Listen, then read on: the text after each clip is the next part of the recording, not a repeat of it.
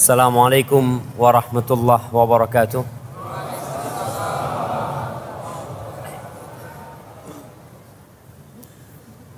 Alhamdulillah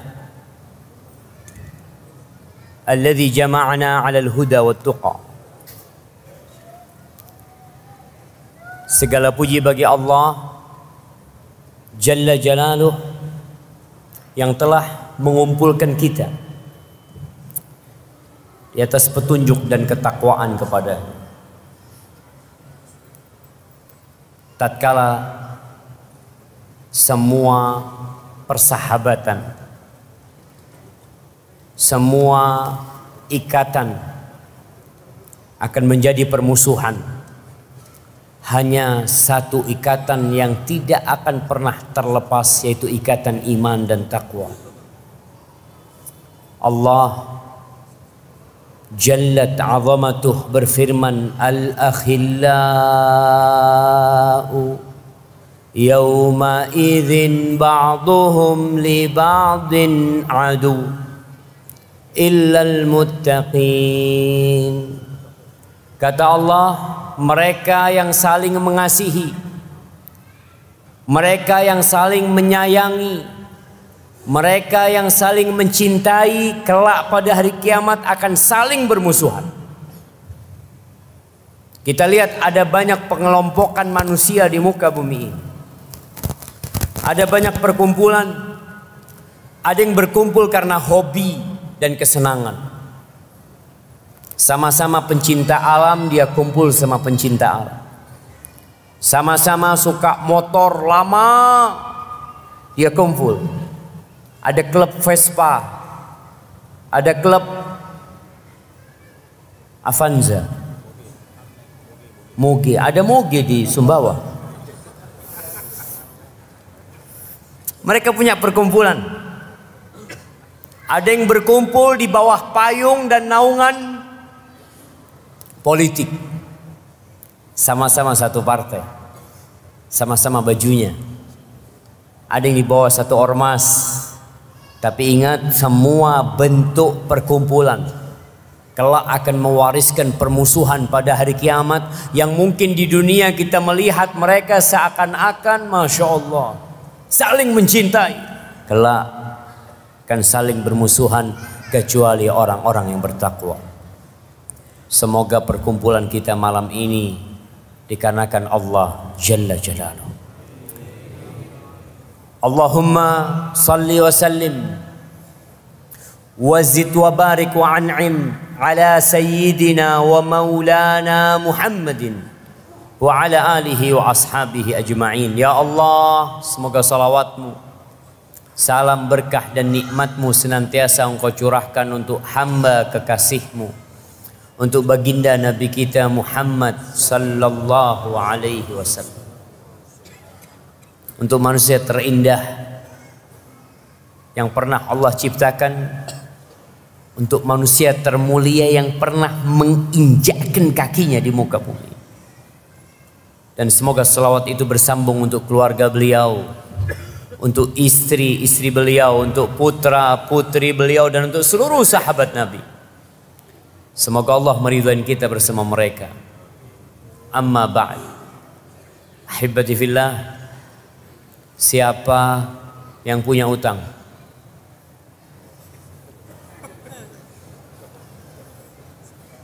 Nggak cukup hadiahnya, mau dibayarin gua nggak kuat, Masya Allah. Kayaknya satu masjid. Yang nggak punya utang angkat tangan. Yang nggak punya utang sama sekali, nggak ada kredit, nggak ada apa, semuanya. Itu anak nggak punya utang, nggak tahu bapaknya punya utang. Kasih topi itu anak kecil, Masya Allah, yang kecil aja dikasih.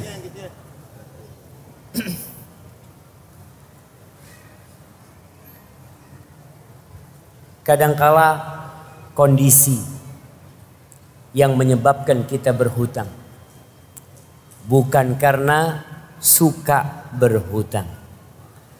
Tapi di sebagian tempat ada sebuah bangsa bersama rakyatnya suka berhutang. Semuanya hutang. Rumah berhutang, mobilnya berhutang, kredit 3 tahun, 4 tahun, 5 tahun, 5 tahun lunas. Alhamdulillah ya Allah lunas. Besok dijual, kredit lagi. Itu namanya suka berhutang. Dan sebagian trainer yang memberikan training untuk orang-orang usaha disampaikan, utang itu memotivasi kita untuk bekerja. Seakan-akan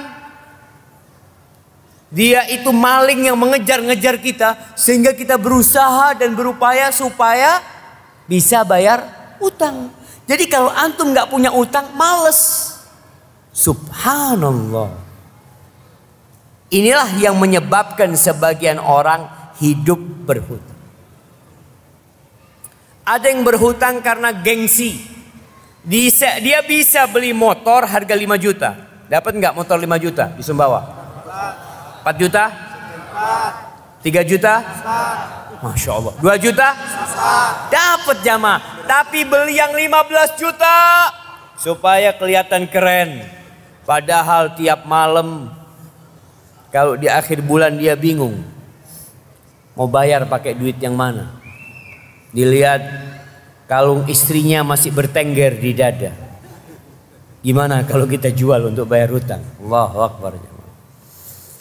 Ada manusia-manusia yang baik yang suka memberi hutang. Tapi ada manusia-manusia yang jahat yang suka memberi hutang. Sama-sama nih. Baik suka memberi hutang, jahat suka memberi hutang. Siapa yang baik, siapa yang jahat? Nah, apa? Siapa yang baik? Yang berhutang lagi yang. Nah, yang memberi hutang untuk membantu saudaranya itu yang baik. Yang nggak baik,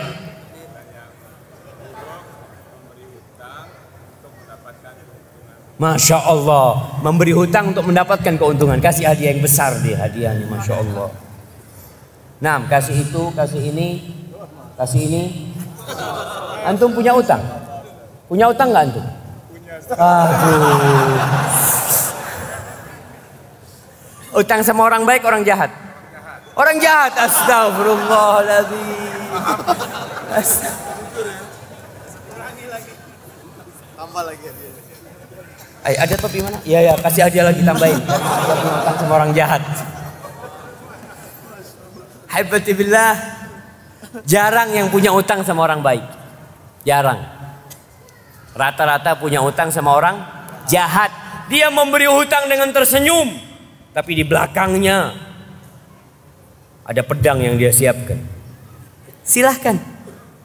Mau berapa utang? 100 juta kita kasih. 500 juta kita kasih. Tapi bukan orang baik dia jemaah, penjahat nih. Cuma pakai dasi. Pandai tersenyum penjahat-penjahat seperti ini.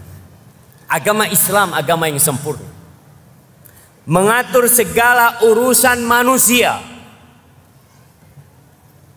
yang berkaitan dengan hubungan hamba dengan Robnya, hubungan hamba dengan istrinya, dengan anaknya, dengan tetangganya, hubungan negara sama negara, hubungan kampung sama kampung, semua diatur.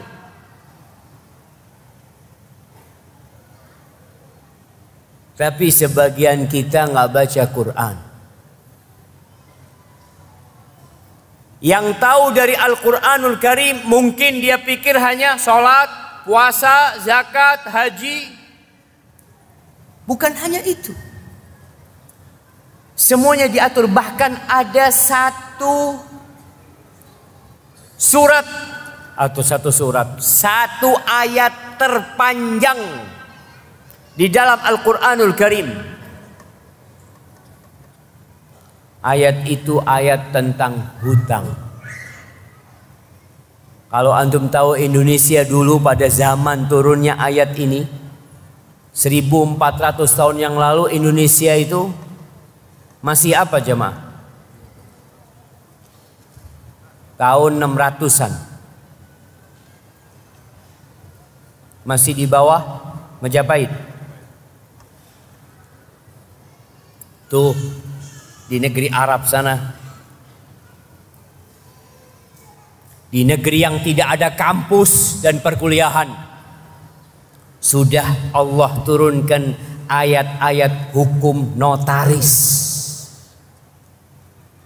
Tapi kita nggak pernah belajar. Kita pikir notaris ini belajar dari sana, dari barat sana.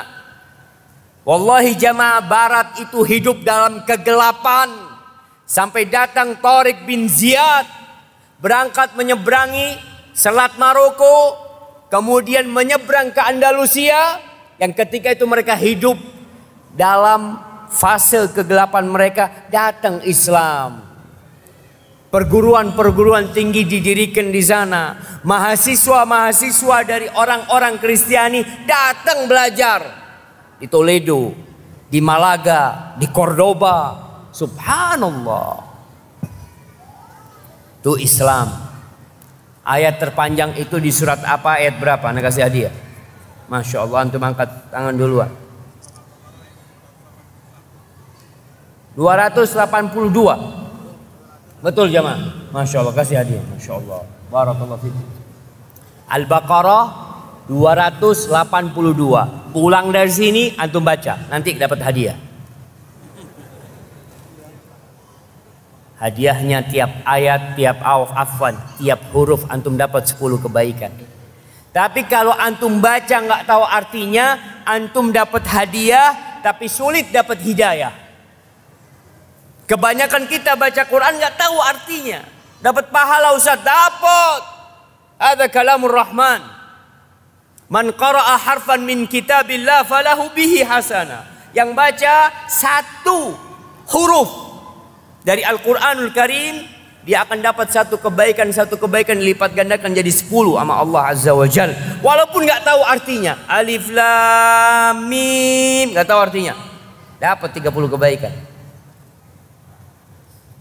Tapi kalau antum mau dapat hidayah, baca artinya. Rasul Sallallahu Alaihi Wasallam pada masa itu mengadu kepada Allah Azza wa Jal tentang perbuatan kaumnya yang mereka meninggalkan Al-Quranul Karim. Allah mengatakan, wa qala ar-rasulu ya Rabbi inna qaumi ittakhadhu hadzal Qur'an mahjura. Ketika Rasul mengadu, wahai Rabbku, sesungguhnya kaumku ini menjadikan Quran sesuatu yang ditinggalkan sama mereka. Tinggalkan gimana? Ada yang tidak baca sama sekali. Ada yang baca tapi tidak memahami artinya dan tidak mau faham sama artinya. Ada yang membaca faham sama artinya tapi tidak mau beramal dengannya.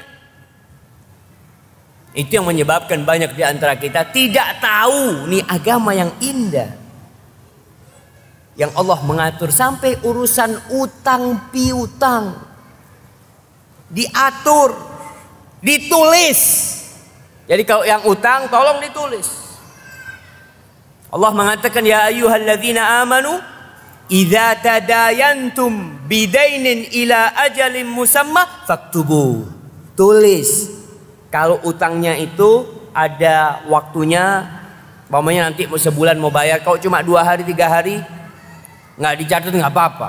Tapi kalau sudah lebih dari itu catat, karena biasanya orang lupa. Tapi kalau 2 hari Ustadz, masalahnya ini 3 hari jadi 3 tahun Ustadz. Kalau nggak dicatat juga nggak bayar dia Ustaz. Catat berarti. Karena ada kualitas manusia yang nggak suka bayar utang, suka berhutang tapi nggak suka bayar utang. Ada nggak di sini?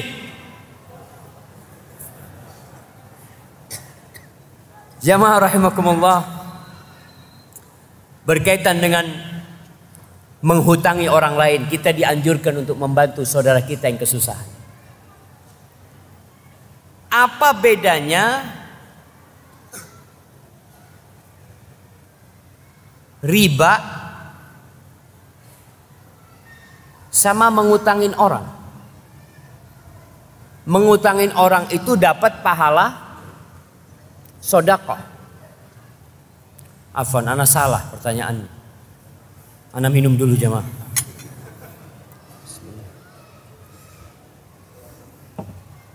Alhamdulillah. Apa bedanya jual beli sama riba?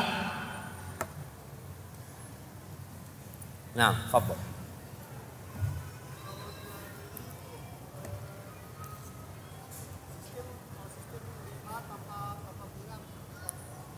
Kalau jual beli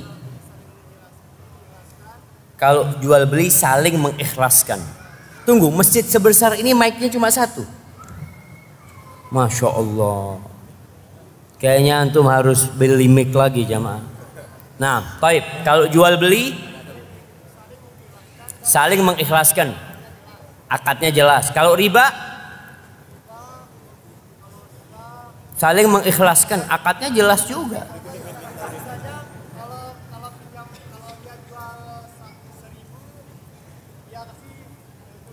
Pegang mic-nya. Pegang mic-nya. Nah. Kalau riba setiap pinjaman yang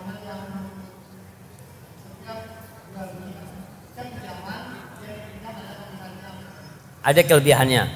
Iya. Ada kelebihannya juga.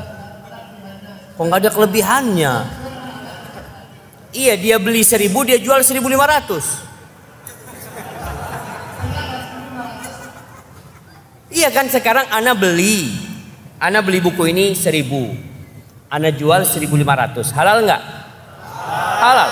Baik, ana punya duit 1.000, ana pinjamkan ke antum 1.000, bayar 1.500, akadnya jelas. Sama nggak sama jual beli? Sama kan, modal 1.000, sama-sama modal 1.000, untung 500, apa bedanya? Akadnya sama, ini 1.000 bayar 1.500. Ini buku harganya 1.500. Bayar 1.500. Apa bedanya? Nah, kasih hadiah aja. Masya Allah, barakallahu fikum. Yang jauh-jauh nggak mic-nya nggak sampai sana. Nah, yang dekat sini. Susah mic ya, sebelah situ kasih. Nah, ya ambil. Ini. Ya, Masya Allah. Jangan jauh-jauh. Tafadhal.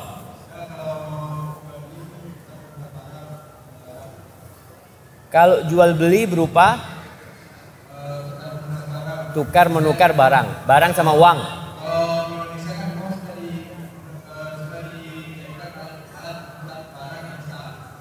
Uang alat penukar yang sah. Baik. Terus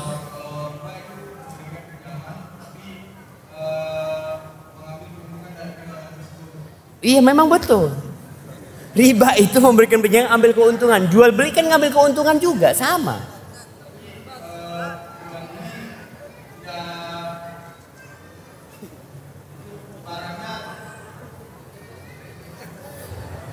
Kasih hadiah.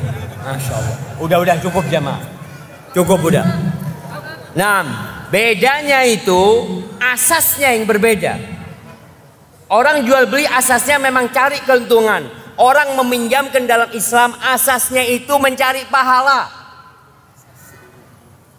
Makanya nggak boleh cari keuntungan. Kalau antum mau cari keuntungan, akadnya harus jual beli. Kalau minjemkan cari keuntungan, nggak boleh. Maka Allah katakan ketika orang-orang musyrikin mengatakan innamal bai'u mithlur riba. Jual beli itu sama dengan riba kata mereka. Sama-sama cari keuntungan. Apa kata Allah? Wa ahallallahu al-bai' wa harramar riba. Allah halalkan jual beli dan Allah haramkan riba. Karena asasnya kita mengutangin saudara kita bukan cari keuntungan. Antum nggak boleh mencari keuntungan dengan mengutangkan kepada orang. Karena orang yang mengutangin orang lain itu dapat pahala sedekah. Tapi kalau jual beli silahkan jual beli. Itu bedanya jamaah. Makanya ada sebagian orang yang mengatakan, Ustaz apa bedanya Ustaz? Sama-sama cari keuntungan. Nah, yang satu nggak boleh cari keuntungan. Karena asasnya Allah syariatkan utang piutang untuk saling membantu, bukan untuk cari keuntungan. Berkaitan dengan membantu orang lain, Allah Azza wa Jalla mengatakan wa ta'awanu 'alal birri wat taqwa wa la ta'awanu 'alal itsmi wal 'udwan. Kalian saling membantulah dalam kebaikan dan ketakwaan, dan jangan saling membantu dalam keburukan, dalam dosa dan permusuhan. Jangan. Ini riba penyebab permusuhan, penyebab hancurnya sebuah negeri.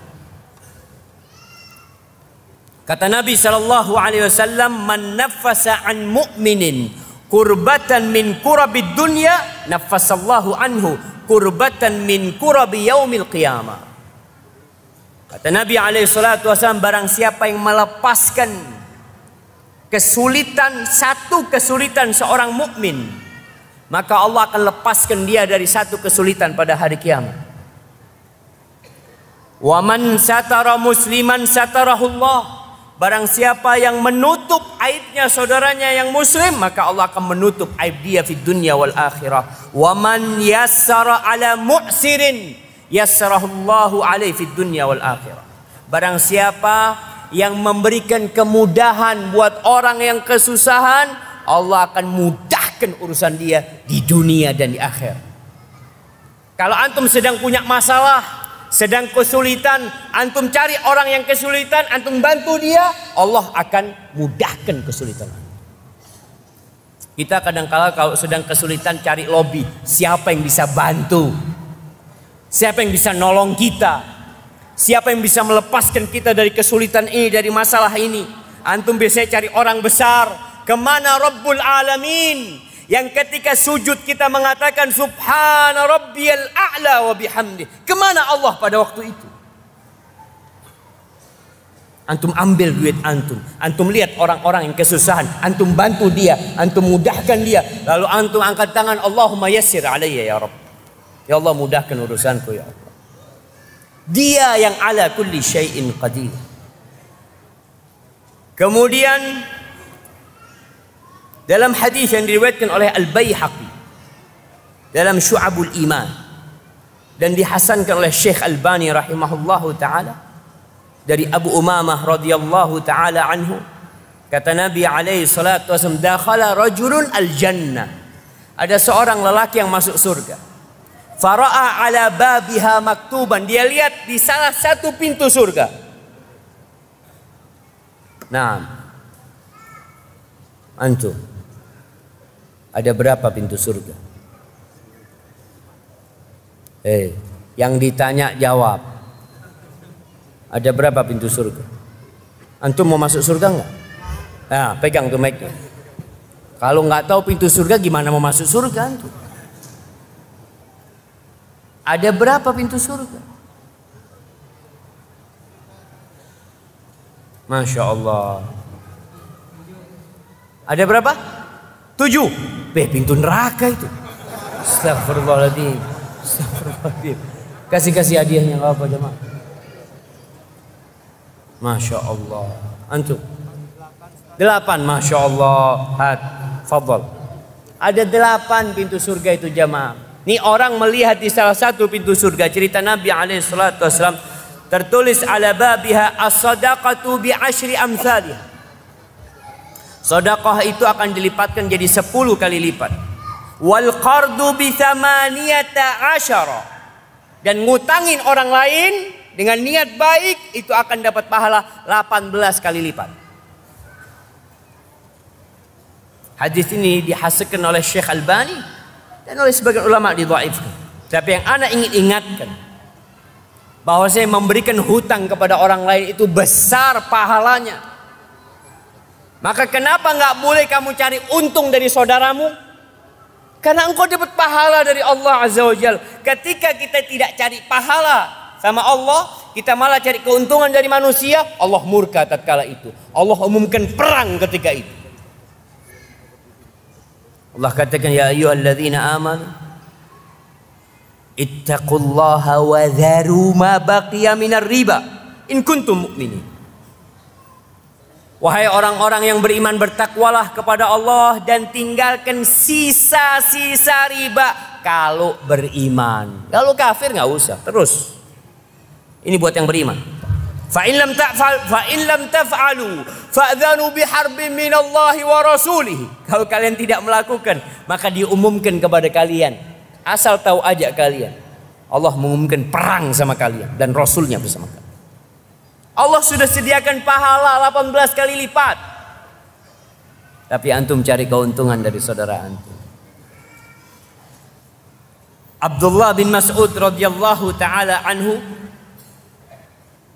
dia mengatakan, qala Rasulullah sallallahu alaihi wasallam, ma min muslimin yuqridu musliman qardan marratain illa kana ka sadaqatiha marrah. Tidak ada seorang muslim menghutangi saudaranya 2 kali, melainkan dia akan dapat pahala sedekah sekali.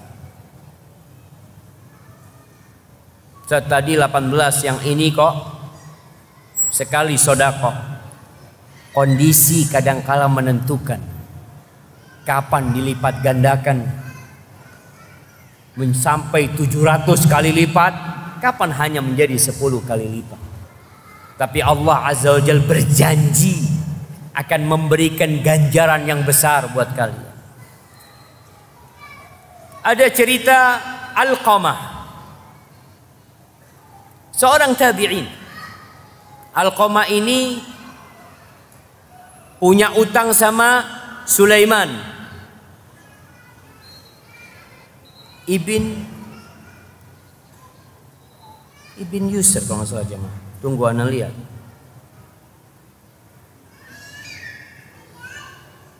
Enggak, bin Udhunan. Alqamah punya utang 1000 dirham. Katanya Alqamah, nanti aku bayar kalau uangku yang tahunan datang. 1000 dirham. 1000 dirham ini jamaah, dulu 10 dirham itu cukup untuk beli 1 ekor kambing. Kalau 1 ekor kambing 1 juta, berarti 100 juta kira-kira. Ketika waktu pembayaran tiba, datang Sulaiman. Alqamah, kan engkau sudah dapat fulus, ayo bayar. Kata dia, Alqamah, nanti karena akhirnya karena dipaksa bayar, akhirnya bayar. Dan marah Alqamah ini. Biasanya orang itu kalau diminta utangnya jamaah, marah. Kita sudah nungguin dia sebulan, malah yang marah itu dia, bukan kita. Astagfirullahaladzim. Akhirnya Alqamah merasa nggak nyaman dengan tuntutan yang dituntut oleh Sulaiman. Setelah sebulan, datang lagi Alqamah ke rumahnya Sulaiman. Dia mengatakan, aqridni alfa dirham ila atai. Utangi aku 1000 dirham sampai nanti aku dapat duit lagi tahun depan. Atoknya biasanya per tahun, santunan yang diberikan oleh negara pada waktu itu. Qala na'am wa karamah. Ya, aku bahagia banget engkau mau utang lagi sama aku. Ini sebuah kemuliaan. Ya Umma Utbah, halummi tilkal kharital makhtumah. Wahai Umma Utbah, ambilkan tuh kantong yang duitnya ada stempelnya. Di stempel tuh ambil di sini. Lalu diambil, diberikan kepada Alqamah, nih. Ini duitmu yang kau bayarkan kepada aku belum buka sama sekali. Kata Alqamah, terus kenapa engkau nuntut sama aku untuk bayar? Kalau engkau gak butuh. Kata dia, hadithun haddatsani, hadis yang kau sampaikan kepada aku dari Abdullah bin Mas'ud, bahwasanya barang siapa yang memberikan utang 2 kali, dia dapat pahala sedekah. Aku kepingin pahala itu. Insyaallah. Mereka itu berusaha untuk mengamalkan ilmu, bukan hanya menjadi wawasan. Kebanyakan kita itu ilmunya sudah sedikit gak diamalkan. Hadis yang lain dari Abdullah bin Mas'ud juga, bahwa Nabi SAW bersabda, inna salafa yajri majra syatri sadaqah. Mengutangin orang lain itu mendapatkan pahala setengah sedekah. Tadi kalau 2 kali berarti full sedekah. Kalau sudah jatuh temponya jamaah dan dia masih belum bisa bayar dan antum beri keringanan kepada dia, Masya Allah, antum dapat pahala sedekah. Bahkan riwayat lain mengatakan 2 kali sedekah. Kalau antum memberikan keringanan kepada orang yang sudah jatuh tempo pembayaran, tapi antum lihat dia susah, lihat wajahnya nggak punya fulus nih orang. Tapi ada orang-orang yang memang punya fulus nggak mau bayar. Tapi ini enggak, memang susah Ustaz. Anaknya sakit ya. Duit yang dia pinjam itu habis untuk berobat. Maka tatkala itu antum cari pahala sedekah. Makanya sebagian salafus soleh itu lebih suka ngutangin daripada memberi. Ada orang minta-minta, kadang-kala dia punya di rumahnya, tapi minta-minta. Tapi kalau orang yang berhutang biasanya karena kebutuhan. Maka kita membantu orang seperti ini. Orang yang memberikan tempo waktu kepada orang yang susah untuk membayar hutang. Kata Nabi SAW, man anzara mu'siran aw wada'a anhu adallahu Allah fi dhilli yauma la dhilla illa dhillu.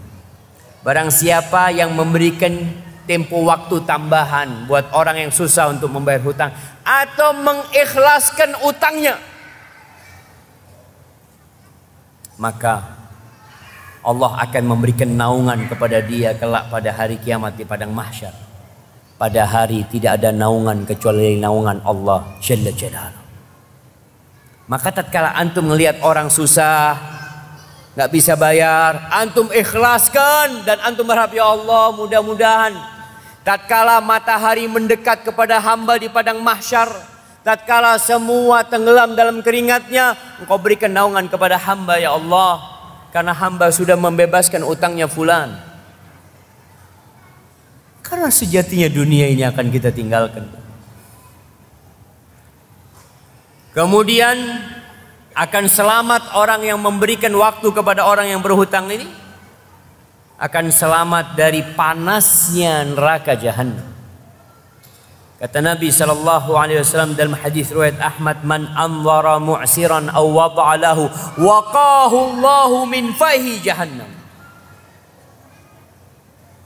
Allah akan selamatkan dia dari panasnya api neraka. Ketika orang melewatin sirat, ada yang melewatin sirat seperti kilat ya. Ada yang seperti angin, ada yang seperti kuda. Ada orang yang berjalan merasakan panasnya dan ada yang tidak merasakan panasnya, dan ada yang terjatuh ke dalam api neraka. Ketika engkau mengikhlaskan orang-orang yang berhutang atau memberikan jeda waktu sama dia, Allah akan selamatkan engkau dari panasnya api neraka. Ahibati fillah, adapun yang suka berhutang, sudah selesai. Satu sesi selesai. Kalau antum lihat saudara antum perlu bantuan antum, antum utangi. Kalau antum lihat saat kayaknya dia nggak bisa bayar, alhamdulillah. Mungkin dengan antum menghutangi, antum bisa ikhlaskan nantinya. Siapa tahu dengan ana memberikan utang kepada dia, Allah memberikan rezeki yang lebih banyak. In tuqridullaha qardan hasanan yudha'ifhu lakum wa yaghfir lakum. Kalau kalian ngutangin Allah, kalau kita ngutangin Allah dengan cara membantu orang lain tadi, meringankan beban orang lain, Allah akan melipatkan ganda buat kalian. Maka jangan meminta keuntungan dari manusia, Allah yang akan lipatkan ganda.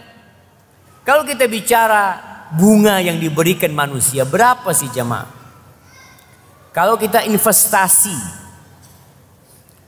siapa yang investasi di sini?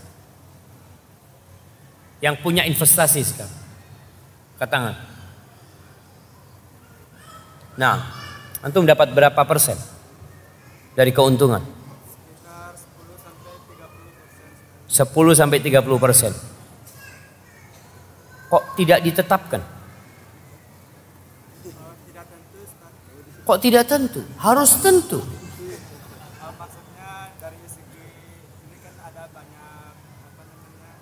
banyak tempat, Ustaz, ada di satu tempat Oh Masya Allah, banyak investasi dia jemaah. Masya Allah, fadhal anak kasihnya dia antum. Masya Allah, 10 sampai 30%. Antum mau nggak investasi 50%? 100%? 1000%? Allahu Akbar. Di mana dapat investasi 1000%?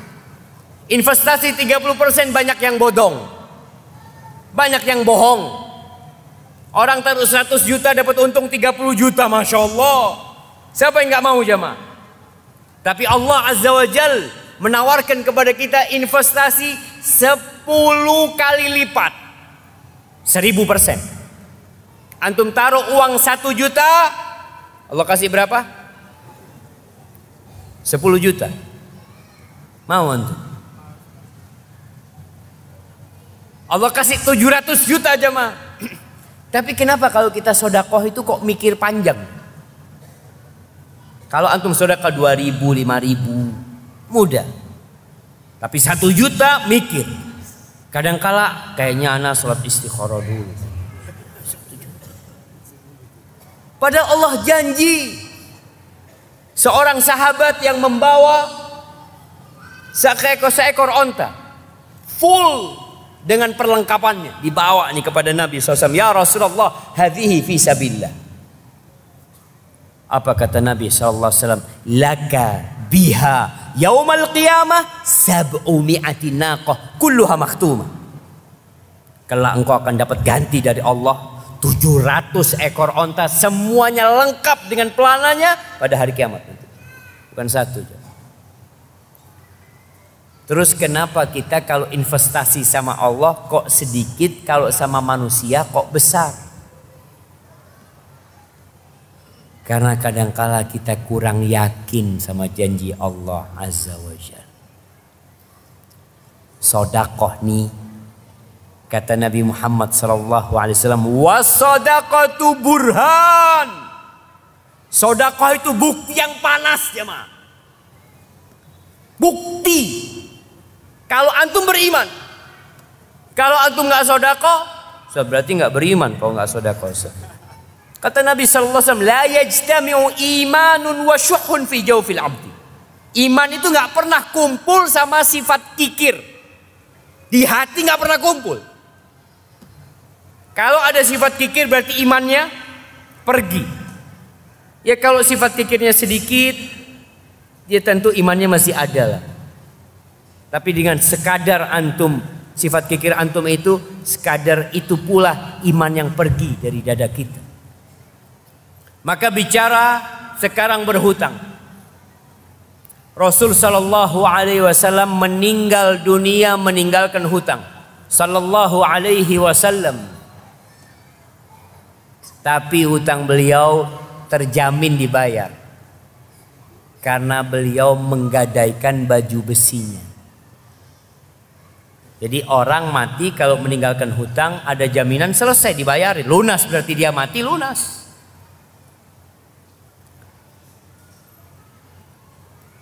Aisyah radhiyallahu taala anha meriwayatkan anna Nabi sallallahu alaihi wasallam kana yad'u fi shalah. Allahumma inni a'udzubika minal ma'thami wal maghram.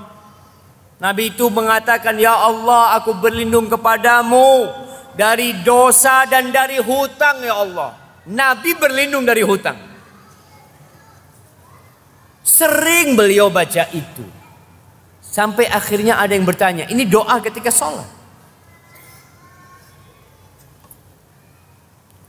Kata yang bertanya, ma aktsara ma tasta'idu minal maghram. Ya Rasulullah, betapa seringnya engkau minta perlindungan dari hutang. Ada apa sama hutang?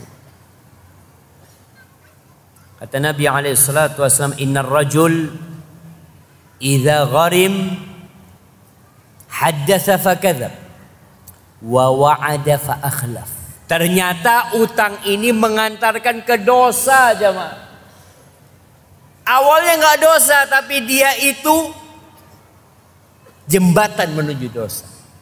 Orang kalau berhutang biasanya dia akan berbicara dengan manis, tapi dia dusta. Ana pinjam fulus, ana lagi butuh ini. Ibu ana lagi sakit atau apalah. Padahal dia bohong. Kenapa dia bohong? Kalau nggak bohong nggak diutangin. Terpaksa dia bohong. Atau bohongnya modelnya gini. Anak pinjam fulus. Insya Allah pekan depan anak dapat fulus. Padahal nggak ada bayangan dia pekan depan fulus yang mana yang akan datang. Pas dia ngomong supaya orang itu percaya. Dan dia berjanji ingkar janji. Berapa banyak orang yang berhutang kemudian ingkar janji. Kemudian hadis yang lainnya, Muhammad bin Jahash radhiyallahu anhu meriwayatkan, kunna julusan inda Rasulillah sallallahu alaihi wasallam farafa'a ra'sahu ila sama. Suatu hari kita sedang duduk di sisi Rasulullah alaihi salatu wassalam. Pada waktu itu beliau mengangkat kepalanya ke langit. Thumma wada'a rahatahu ala jabhatihi. Kemudian beliau meletakkan telapak tangannya di jidatnya, di dahinya. Thumma qala subhanallah madza nuzzila minat tashdid. Maha suci Allah, apa nih kekerasan yang telah diturunkan, ancaman yang besar, hukuman yang dahsyat, apa ini? Fasakatna wa fazi'na. Kita semua diam. Kita semua cemas dan khawatir. Ada hukuman apa lagi? Faqal, beliau alaihi salatu wassalam tidak bercerita apa-apa. Falamma kana minal ghad sa'altu. Muhammad bin Jahash keesokan harinya bertanya kepada Nabi alaihi salatu wassalam, ya Rasulullah, ma hadha at-tashdid alladhi nuzzil? Apa ini? Hukuman yang berat yang telah diturunkan. Faqal, lalu beliau bersabda, walladhi nafsi biyadihi, demi Allah yang jiwaku berada di tangannya, lau anna rajulan qutila fi sabilillah thumma uhyiya thumma qutila thumma uhyiya thumma qutila wa alaihi dain ma dakhala al jannah hatta yuqda anhu dainuhu. Andai kata ada seorang lelaki yang berjihad di jalan Allah kemudian terbunuh. Kita tahu orang yang mati syahid itu diampuni dosanya dengan awal tetesan darah dia. Mati, kemudian dihidupkan, kemudian berjuang lagi, mati lagi, kemudian dihidupkan kembali, lalu berjuang di jalan Allah, benar-benar berjihad di jalan Allah jemaah. Sampai 3 kali berjihad. Hidup mati, hidup mati, hidup mati lagi. Tapi dia menanggung hutang, maka dia tidak akan masuk surga sampai utangnya dilunasin.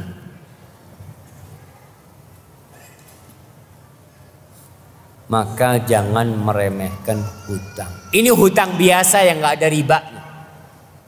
Hutang biasa, hutang sama orang baik, bukan hutang sama orang jahat. Itu antum nggak diikhlaskan sama orangnya, nggak bisa bayar, maka tidak bakal diampuni sampai dibayarin. Nggak bisa masuk surga sampai dibayarin. Dahulu Nabi SAW di awal Islam beliau tidak mau mensolatin orang yang punya hutang.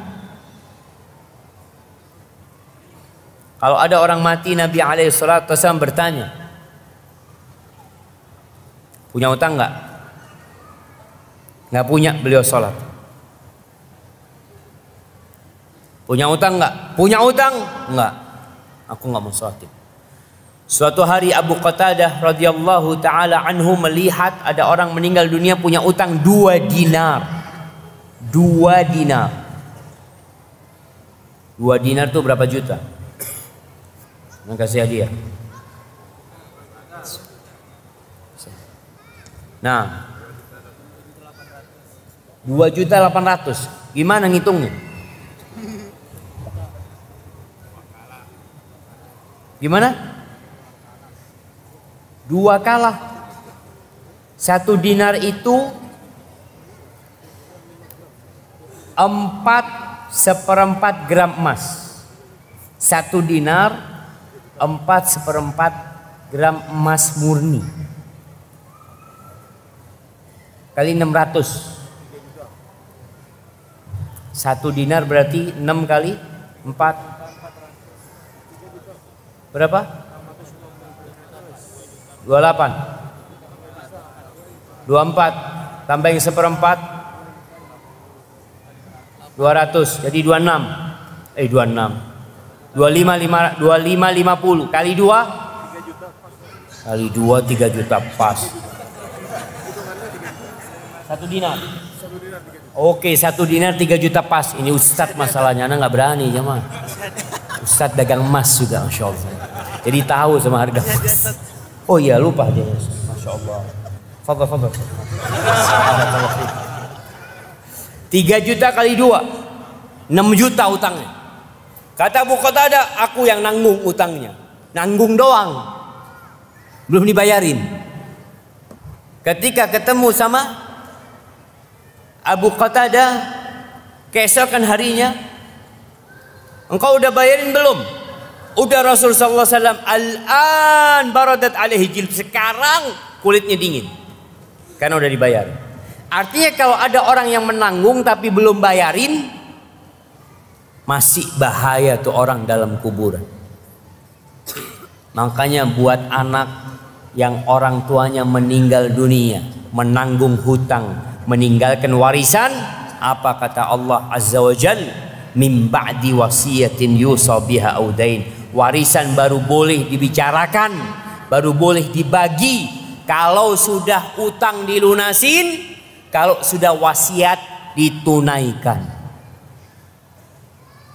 Jangan sampai antum, aduh sayang Ustaz, rumahnya dijual. Ini kalau 2 tahun lagi, 3 tahun lagi jadi mahal. Bapakmu di kuburan, kepanasan, nggak dibayarin utangnya. Engkau ingin bersenang-senang, padahal tuh rumah masih punya bapakmu sampai utangnya dilunasin, baru jadi punya ahli waris. Jangan ditunda. Kesian bapak kita. Punya motor, jual motornya. Punya apa, jual, supaya selesai hutang bapak kita. Kemudian jamaah rahimakumullah, hadis Thauban Maula Rasulullah sallallahu alaihi wasallam, qala Rasulullah alaihi salatu wassalam, man mata wa huwa bari'un min thalath dakhala al-jannah. Barang siapa yang mati dia selamat dari 3 perkara, insyaallah masuk surga. Yang pertama al-kibr, sombong, selamat, nggak pernah sombong. Yang kedua al-ghulul, merampas harta orang atau menyembunyikan harta milik umat. Dia ambil harta milik umat, selamat dari ini. Nggak pernah dia ngambil hartanya umat, hartanya negara. Yang ketiga wadain, dan nggak punya utang, masuk surga. Maka antum yang punya utang berpikir sekarang bagaimana bayar utang. Antum nggak tahu kapan mati. Kalau antum mati, antum juga nggak tahu apakah anak antum akan bayarin utang antum. Bisa jadi enggak. Bisa jadi anaknya tadi durhaka, datang orang mengatakan bapakmu punya utang, mana buktinya? Nggak ada, baru udah nggak ada. Padahal dia tahu bapaknya punya utang, tapi karena nggak punya bukti selesai. Apakah dengan cara seperti itu utangnya lunas? Nggak lunas. Kalau benar bapakmu punya utang. Abu Hurairah radhiyallahu anhu meriwayatkan hadis dari Nabi alaihi salatu wassalam, nafsul mu'min mu'allaqatun bidainihi hatta yuqda anhu. Jiwa seorang mukmin itu bergantung sama hutangnya sampai dilunasin utang. Apa maksudnya? Dia tertahan, tidak bisa mencapai derajat yang tinggi kalau masuk surga. Tapi tadi hadis lainnya mengatakan nggak bisa masuk surga sampai dibayarin utang. Ada yang mengatakan urusan dia nggak dihukum, nggak juga dikasih keselamatan sampai utangnya bayarin. Jadi bergantung ya. Seperti orang dalam tahanan yang tidak tahu dia akan divonis atau dia akan bebas. Bagaimana kondisi orang di tahanan dia? Orang di tahanan itu lebih susah daripada orang di dalam penjara, di dalam lapas. Orang yang di dalam lapas itu sudah tahu kapan dia keluar. Tapi orang yang dalam tahanan nggak tahu urusan dia itu gimana. Maka jangan meremehkan utang. Umar bin Khattab radhiyallahu anhu mengatakan, "Iyyakum wad-dain." Kalian hindari utang. Fa inna awwalahu hammun wa akhiruhu harb. Utang ini awalnya adalah kegundahan, kegalauan, kesusahan, pikiran, akhirnya perang. Antum pernah lihat kejadian orang-orang yang dibunuh sama debt collector, ribut. Allahu Akbar. Sampai ada seorang teman, dia udah tobat dari utang riba, tinggal satu yang belum, kata dia. Ana sudah selesai Ustaz, harta ana udah habis, tinggal mobil Ustaz. Mobil ini tinggal setahun ana belum lunasin Ustaz. Subhanallah, kata dia. Suatu hari ketika ana naik mobil ini, tahu-tahu ada dua mobil yang menghadang ana. Ana sama istri ana. Ana sama istri ana. Tuh kalau utang sama orang jahat. Akhirnya ana ngomong sama istri ana, jangan kemana-mana, tetap di sini, ini kunci mobil. Ana akan hadapin mereka 12 orang. Dia hadapin sini. Dia keluar, ya sudah. Kalau mau perang, perang. Subhanallah, ketika mau ribut Ustaz, tahu-tahu ada satu orang rambutnya panjang Ustaz, masuk belain ana Ustaz. Sana, pergi. Yang 12 takut sama dia. Ternyata dia polisi. Tapi pakai baju preman. Tuh orang-orang debt collector tahu dia sama dia, nggak berani mereka, akhirnya pergi. Alhamdulillah akhirnya dia selesaikan semua. Ini kata Umar bin Khattab, awaluhu hammun wa akhiruhu harb. Tidak sedikit pembunuhan gara-gara utang. Gara-gara punya utang terjadi pembunuhan.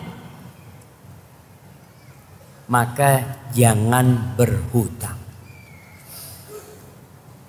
Kemudian Abdullah bin Umar radhiyallahu anhu mengatakan, ya Humran,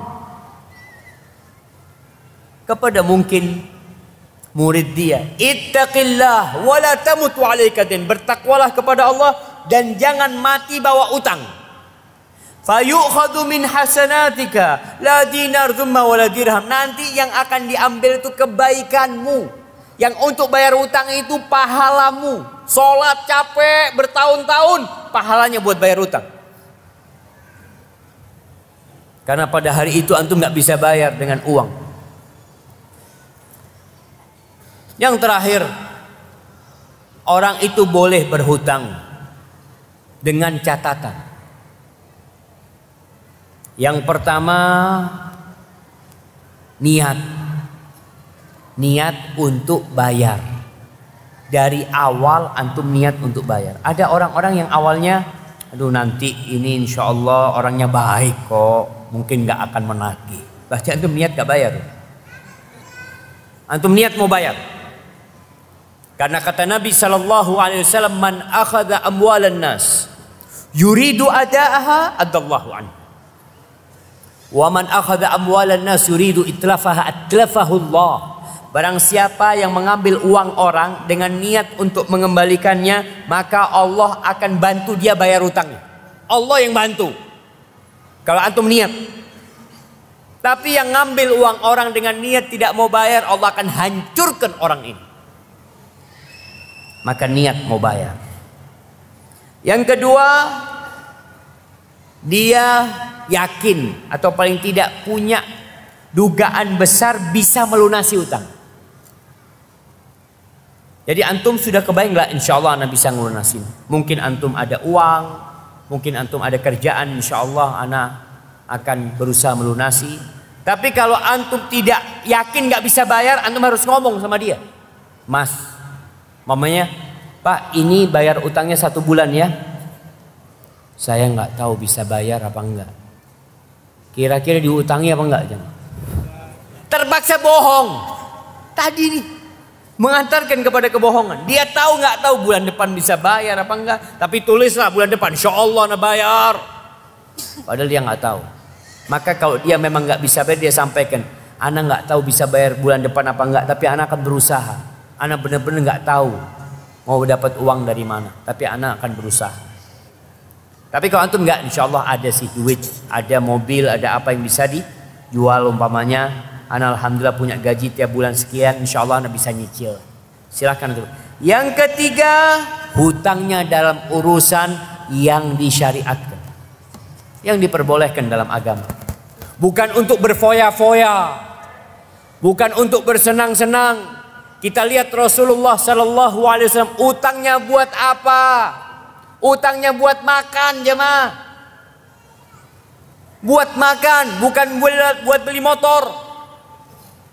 Ada yang ngelihat handphone ana, mau ganti handphone lah. Antum punya handphone harga berapa? Ya 2 juta Ustaz. Ana ngelihat ada yang 15 juta Ustaz.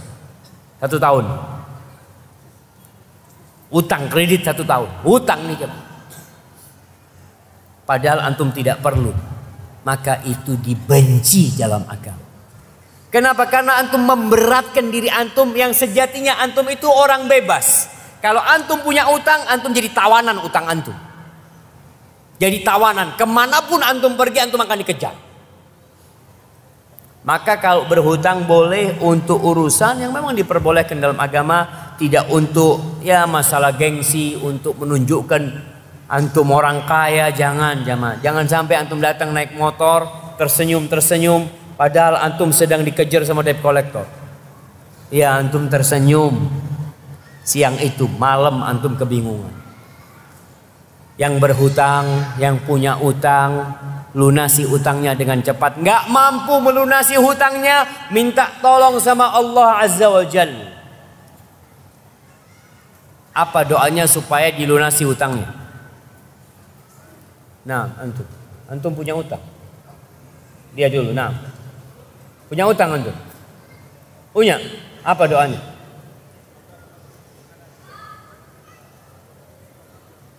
Nah, Allahumma kfini bihalalika an haramik wa aghnini min fadlika amman siwak. Itu doa Ali bin Abi Thalib yang diajarkan oleh Nabi SAW. Kasih hadiah. Antum lagi? Nah, kasih yang besar.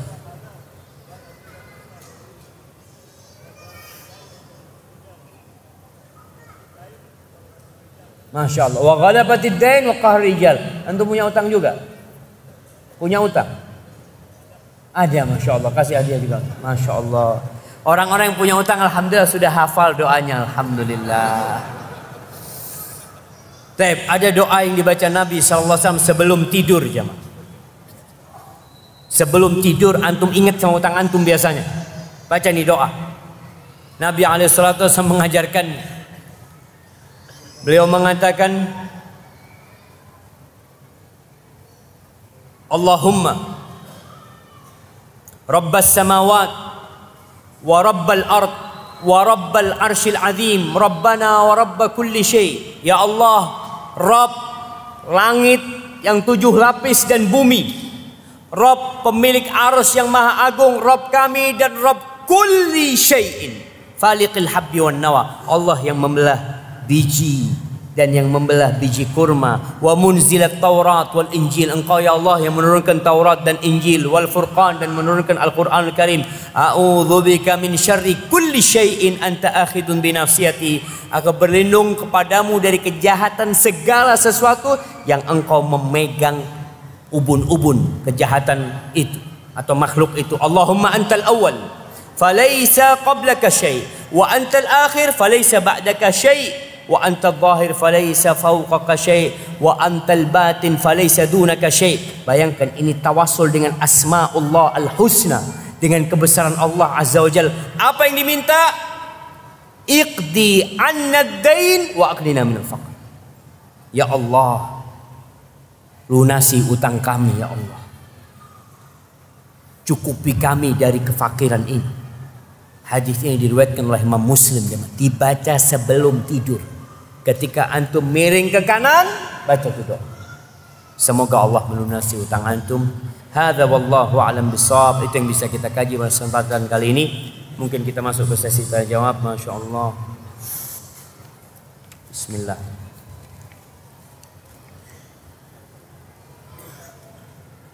Assalamualaikum. Waalaikumsalam. Orang tua anak petani, untuk memodali pertaniannya berhutang kepada bank konvensional. Sedangkan kalau tidak berhutang tidak bisa memulai pertanian. Bagaimana Ustaz, dosa riba akan terus mengalir? Ahibati fillah, orang yang utangnya riba itu budaknya bank. Dia bekerja capek, lelah, duitnya buat siapa? Maka kalau dikatakan tidak bisa memulai pertanian, bisa, nggak punya lahan pun bisa bertani. Kok bisa Ustaz? Ana tadi lewat sungai, apa nama sungainya? Jembatan yang besar, sungai apa? Somata. Samota. Banyak orang tanam kangkung di sana. Iya. Apa? Perang biji. Banyak orang tanam kangkung. Nggak pakai modal tuh kangkung. Nggak pakai lahan, pakai buminya Allah Azza wa Jalla. Pakai sungai. Jadi kalau dikatakan kalau nggak pinjem nggak bisa mulai pertanian, ini bentuk pesimisme seorang hamba kepada Allah Azza wa Jalla. Antum boleh berhutang, tapi ingat jangan pakai riba. Bagi hasil nggak apa-apa sama teman. Kalau ada bank syariah yang mau bagi hasil sesuai akadnya dengan syariat, fadhol. Ada teman, yuk bagi hasil, anak punya kebun, antum yang modalin. Berapa? Terserahlah. 40, 60, 50. Nanti ada laporannya semuanya. Jadi hindarin riba. Karena jelas-jelas Allah Azza wa Jal mengumumkan perang. Kalau nggak mampu, tanam apalah yang bisa ditanam. Yang penting antum bisa hidup. Dan nanti dari hasilnya antum lebih besar lagi. Dan jangan lupa untuk berdoa di sepertiga malam akhir, mohon sama Allah Azza wa Jal. Ketika Allah mengatakan hal min sa'ilin fa'utiyah, apakah ada orang yang mau minta, aku akan kasih.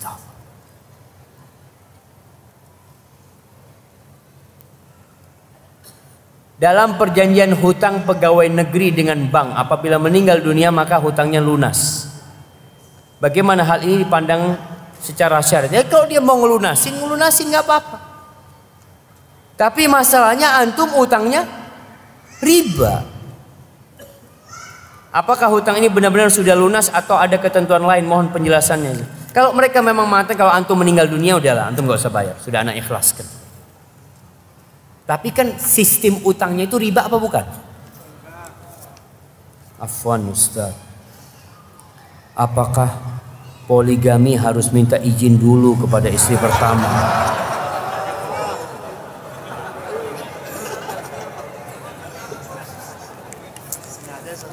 Jamaah, kalau antum nggak siap poligami, jangan poligami.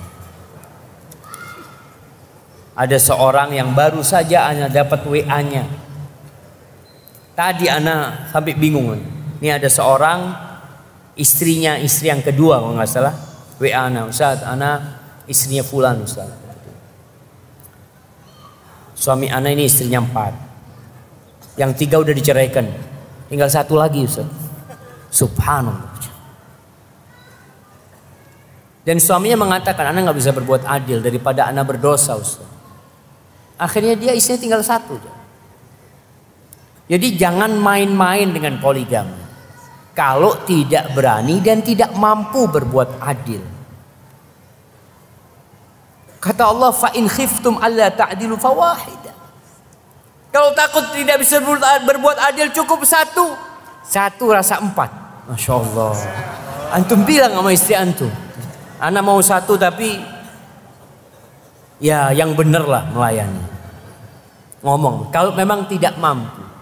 Jangan sampai antum PHP istri antum. Bertahun-tahun mati istrinya tetap satu. Ada namanya jamaah ad-dajajah as-soq'a. Ayam betina yang rami di kandang gak bertelur. Itu bikin ribut satu kampung. Petok, ditunggu telurnya gak keluar-keluar. Jadi kalau ada lelaki yang suka ngomong poligami, biasanya dia gak poligami. Maka ibu-ibu kalau suaminya ngomong poligami, ketawain aja. Tapi kalau suaminya minum kopi diam-diam, ini bisa jadi sudah punya satu lagi. Barakallahu fiik. Apakah anak berkewajiban membayar hutang orang tuanya jika orang tua kita sudah pisah cerai? Orang tua antum tidak akan pernah berubah walaupun terjadi perceraian. Termasuk kebaktian anak sama orang tuanya, ya dia melunasi utang-utang orang tuanya. Kalau dia mampu. Kalau dia nggak mampu ya gimana? Tapi kalau dia mampu, termasuk kebaktian anak melunasi utang-utang orang tuanya, jamaah.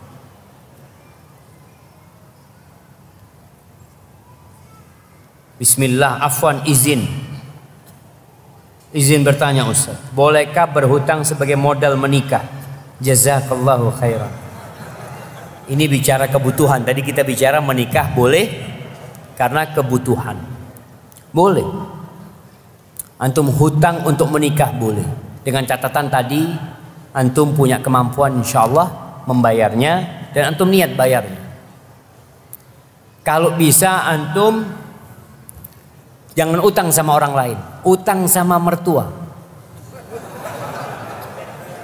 Utang apa? Utang anaknya. Anaknya mau diutang. Boleh jamaah. Maka tadi ada pernikahan di sini. Walinya mengatakan dengan mahar sekian tunai. Antum minta dengan mahar sekian kredit. Ketika dia tunai, afwan, nggak mampu kalau tunai. Kredit. Berapa bulan? 5 tahun. Nggak apa-apa. Ya kalau 5 tahun kata siapa? Kata mertua, ya kalau 5 tahun 100 juta maharnya. Ya nggak apa-apa. Nggak apa-apa 100 juta. Mudah-mudahan di tengah jalan istri antum baik, dia mengatakan nggak usah bayar lah. Alhamdulillah kalau dapat istri kayak gitu. Nah, boleh. Kalau cerai belum mampu melunasi, tetap utang lah. Masya Allah. Jadi cerai utangnya lunas. Dari mana utangnya lunas? Tetap utangnya itu. Dia sudah maharnya ke itu kan untuk apa mahar itu? Karena dia sudah dilayani sama istrinya. Maka nggak boleh dia minta dikembalikan maharnya. Barakallahu fikum. Bagaimanakah hukum hutang yang terlupakan? Kalau yang utang itu pemilik uang nggak masalah. Tapi kalau yang lupa itu antum yang berhutang, kalau benar-benar lupa, yang punya uang ingat, maka yang punya uang harus mengingatkan. Tapi kalau yang punya uang tidak mengingatkan, kita sudah memohon kepada Allah, Rabbana la tu'akhidna in nasina au akhtana. Ya namanya lupa. Ya Allah jangan hukum kami ya Allah. Antum pun kalau meninggalkan sholat lupa nggak dihukum sama Allah. Lupa nggak sholat asar, lupa. Dihukum nggak? Enggak. Tapi kalau ingat suruh sholat. Jadi yang hutang yang terlupakan, kalau yang lupa itu adalah pemilik uang, antum ingat, antum tetap harus bayar. Antum datang kepada dia, Mas saya punya utang sama antum. Aduh, ana lupa kata dia. Padahal antum ingat. Ya, menurut antum gimana? Nggak punya utang? Ana lupa. Ya sudah, kalau antum lupa berarti nggak punya utang. Nggak bisa, antum ingat, antum harus bayar utangnya.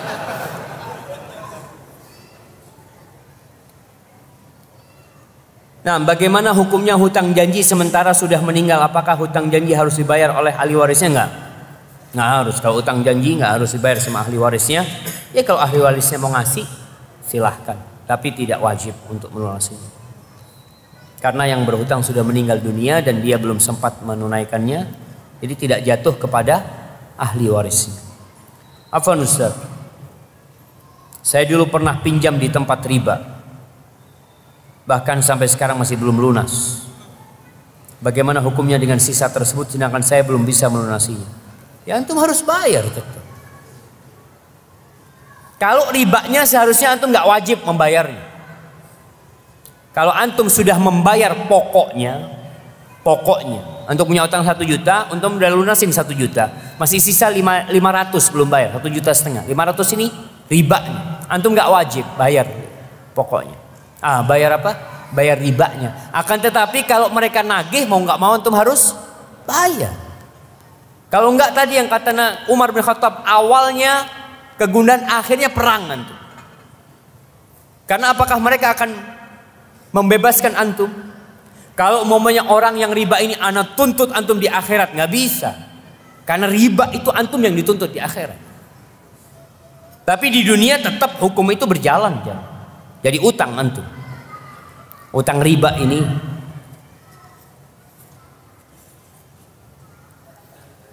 Ustaz, iya tadi ada pertanyaan yang belum ana jawab atau ana nggak bisa jawab tadi. Berkaitan dengan menerima hadiah atau sumbangan untuk bangun masjid dari orang kafir. Secara umum jamaah, para ulama menfatwakan menerima hadiah dari orang kafir ini terbagi menjadi 2 kondisi. Kondisi pertama, kalau dia memberikan hadiah kemudian nanti akan menjadi tanggungan kita, dia merasa telah membantu ya, dia akhirnya menghinakan kita, maka jangan terima itu hadiah. Karena ada orang yang akhirnya harus balas budi orang tersebut. Tapi kalau dia memberikan dan tidak pamrih, silahkan terima, nggak apa-apa. Untuk bangun masjid itu nggak apa-apa. Jadi perlu diperhatikan hal itu. Karena ini bicara hadiah. Ustaz, bolehkah memberi hadiah kepada orang yang memberi hutang pada saat dia melunasi hutang riba?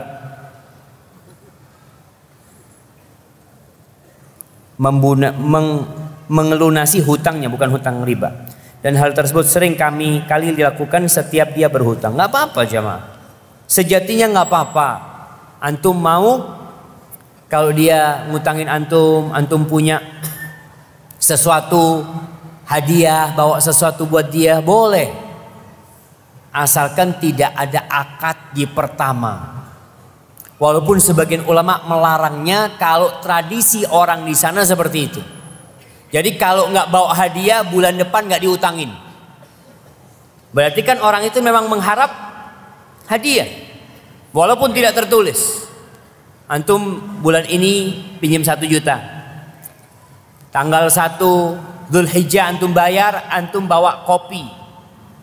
Kopi apa? Apa nama gunung yang di sini? Tambora. Kopi Tambora. Masya Allah. Kata yang punya uang, jazakallah khair. Masya Allah, jazakallah khair. Bulan depan antum pinjam lagi, mas pinjam lagi 1. Fadl 1 juta. Fadl. Waktu bayar antum nggak bawa apa-apa. 1 juta. Bang, makasih banyak bang ya. Oh iya, apa? Bulan depan antum pinjam lagi, bang pinjam duitnya 1 juta. Oh afwan, lagi dipakai duitnya. Karena antum nggak bawa hadiah. Yang waktu itu, ini bermasalah. Buat antum nggak masalah antum kasih hadiah buat orang tersebut tanpa akad riba. Boleh kita ngasih hadiah kepada orang tersebut. Barakallahu fikum. Assalamualaikum warahmatullahi wabarakatuh. Ustadz, bolehkah ana berpoligami? Kebetulan ana mengajak istri ana kajian malam ini.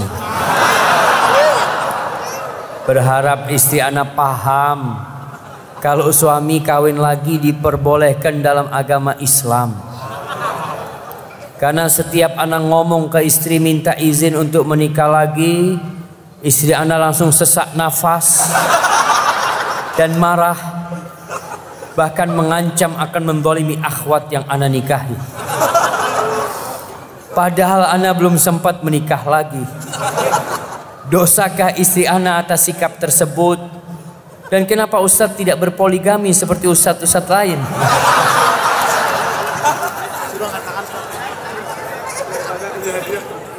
Nah, yang tanya mau dikasih hadiah jemaah.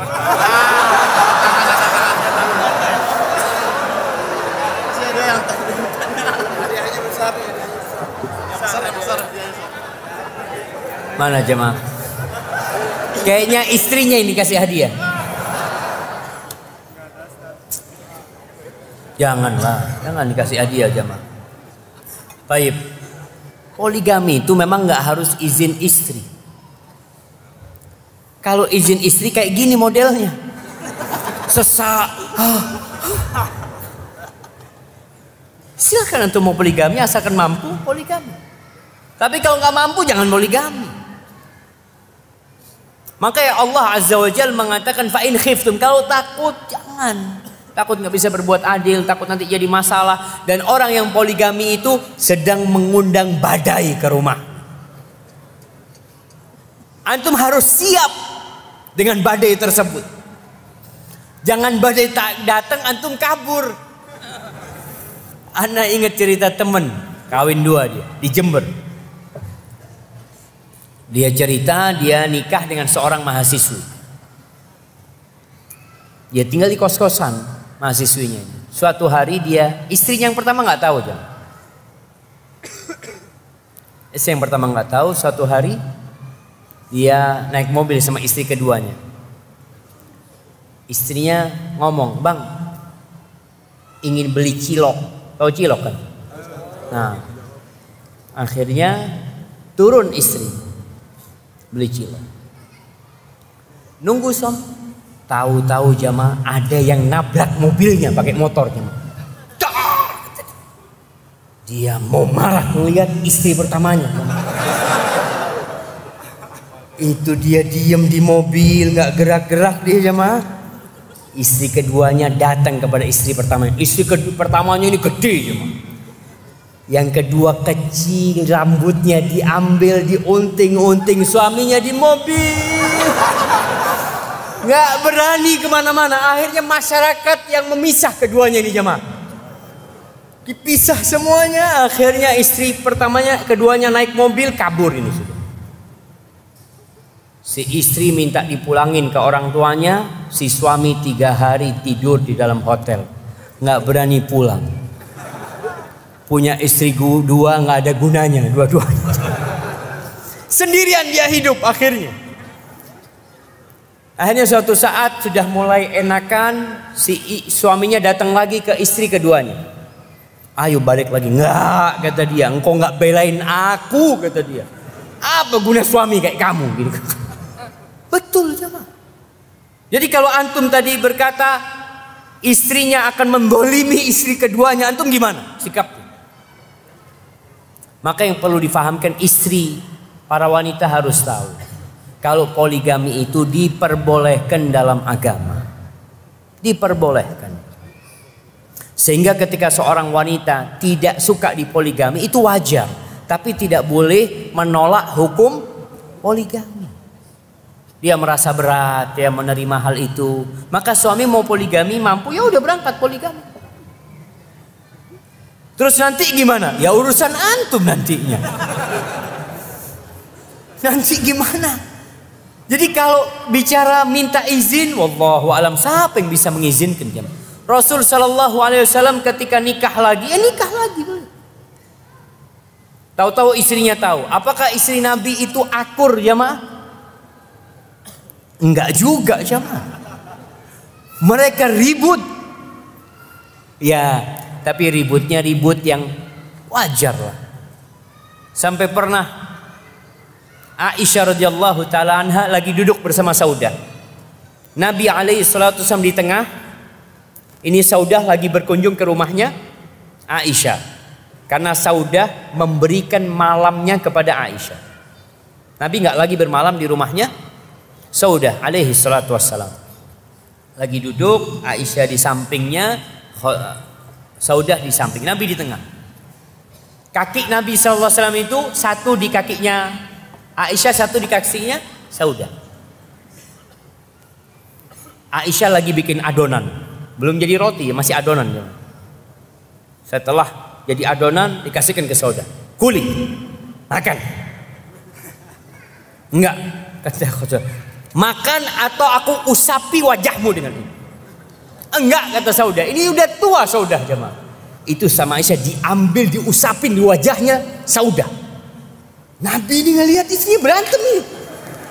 Diangkat kakinya dari Saudah, Saudah ngambil juga, diusapin di wajahnya Aisyah radhiyallahu taala. Allah, Nabi ngelihat perbuatan istri jemaah. Nabi sabar menghadapi hal itu. Jadi antum harus sabar. Piring pecah di rumah, pernah di rumahnya Nabi SAW pecah piring. Jadi kalau antum nikah lagi, siap-siap ganti piring. Sebelum istri tahu, antum ganti piring sudah di rumahnya. Jadi ketika marah dia lempar-lempar, antum tinggal duduk, nggak pecah, alhamdulillah. Jadi harus siap jamaah. Memang istri harus disiapkan, dan para wanita ketika dengar suaminya kawin lagi, tolong sabar.